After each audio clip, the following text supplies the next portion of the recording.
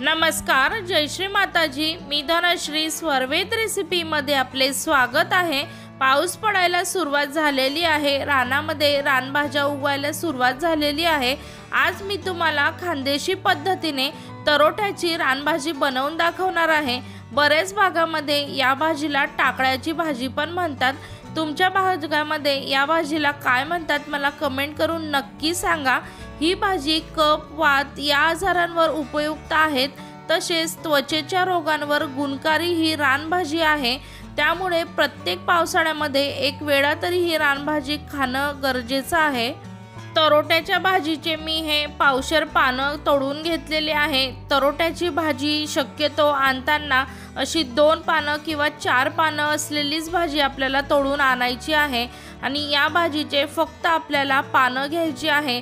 देठ या ठिकाणी अजिबात घ्यायचं नाही। देठ खूप कडक असतं, त्यामुळे ते लवकर शिजत नाही। त्यामुळे आपल्याला फक्त पानंच घ्यायची आहे। आणि जास्त पानं असलेली जर भाजी आपण घेतली तर ती चवीला जास्त कडू लागते। त्यामुळे अशी 2 किंवा 4 पानांचीच भाजी आपल्याला भाजीसाठी घ्यायची आहे। ही भाजी शक्यतो शहरी भागांमध्ये मिळत नाही। ग्रामीण भागामध्ये शेताच्या कडेला भरपूर उगवलेली असते। त्यामुळे जर तुम्ही कधी शेतात गेले पावसाळ्यामध्ये मिळाली तर नक्की आणा। हे पानं मी बाजूला ठेवते। यानंतर आपण या भाजीमध्ये टाकण्यासाठी तुरीची डाळ शिजवून घेणार आहोत। त्यासाठी या इथे मी 2 चमचे तुरीची डाळ घेतलेली आहे। तुरीची डाळ मी 2 पाण्याने स्वच्छ धुवून घेतलेली आहे। आणि ही डाळ आपण 60% शिजवून घेणार आहोत या पाण्यामध्ये, कारण राहिलेली डाळ आपली भाजीमध्ये शिजणार आहे। त्यासाठी आपण 60% आपण ही डाळ यामध्ये शिजवून घेणार आहोत। डाळ शिजते तोपर्यंत आपण तरोट्याची भाजी धुवून घेणार आहोत।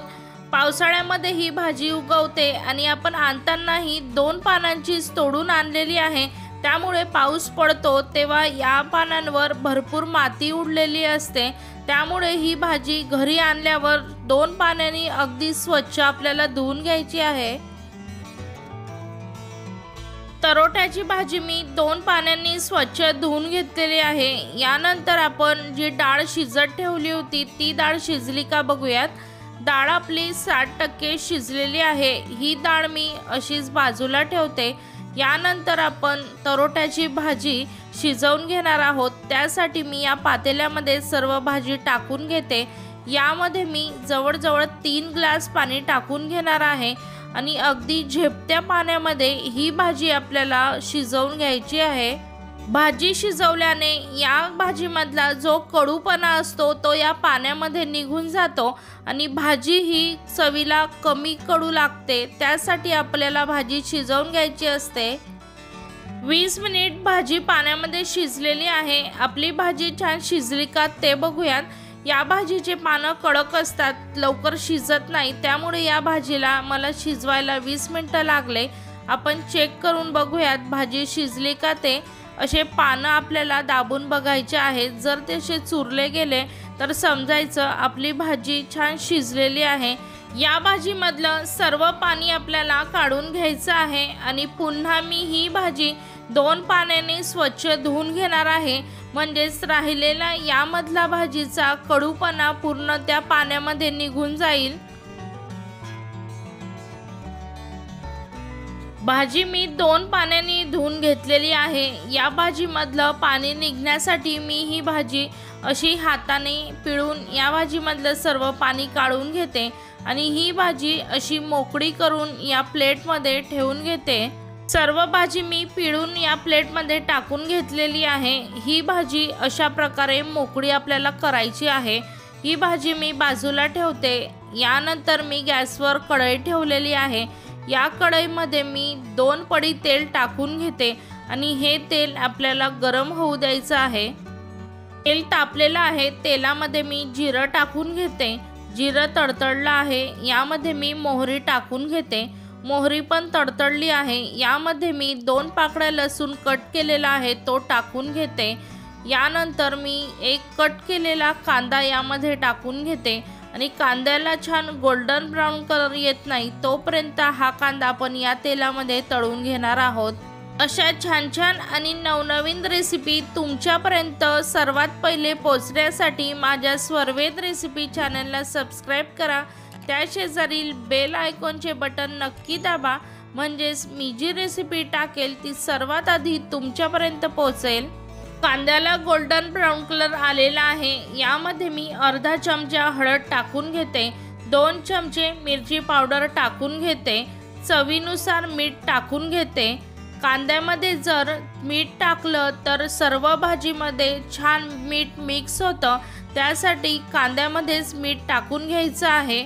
बऱ्याच जणांना लाल मिरची पावडर आवडत नाही, लाल मिरची पावडरच्या ऐवजी तुम्ही यामध्ये हिरवी मिरची वापरली तरी चालेल। यामध्ये मी शिजवलेली आपली भाजी होती ती टाकून घेते।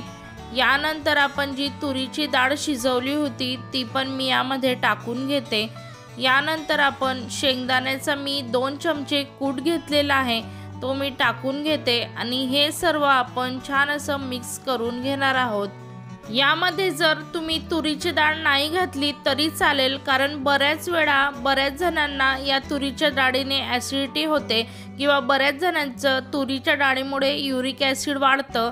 त्यामुळे जर तुम्ही या भाजीमध्ये तुरीची डाळ नाही टाकली तरी चालेल। ही भाजी आपण 10 मिनिटं झाकण ठेवून वाफवून घेणार आहोत। 10 मिनिटं झाले आहेत, आपली भाजी वाफली का ते बघूयात। तुम्ही पाहू शकता अगदी मस्त अशी आपली भाजी वाफली आहे। आपली तरोट्याची भाजी खाण्यासाठी गरमागरम तयार आहे। ही भाजी तुम्ही पोळीसोबत भाकरीसोबत खाऊ शकता, अगदी चवीला अप्रतिम लागते। तुम्हाला पण या पावसाळ्यामध्ये ही तरोट्याची भाजी मिळाली तर नक्की बनवून खा। तुमची भाजी कशी झाली मला नक्की कमेंट करायला विसरू नका। तुम्हाला जर माझ्या आजची भाजी आवडली असेल तर नक्की माझ्या रेसिपीला लाईक करा, माझी रेसिपी भरपूर शेअर करा। तुम्ही माझा आजचा व्हिडिओ बघितल्याबद्दल धन्यवाद। अशाच आपण एका पुढच्या छानशा रेसिपीला भेटणार आहोत। तोपर्यंत बाय बाय, जय श्री माताजी।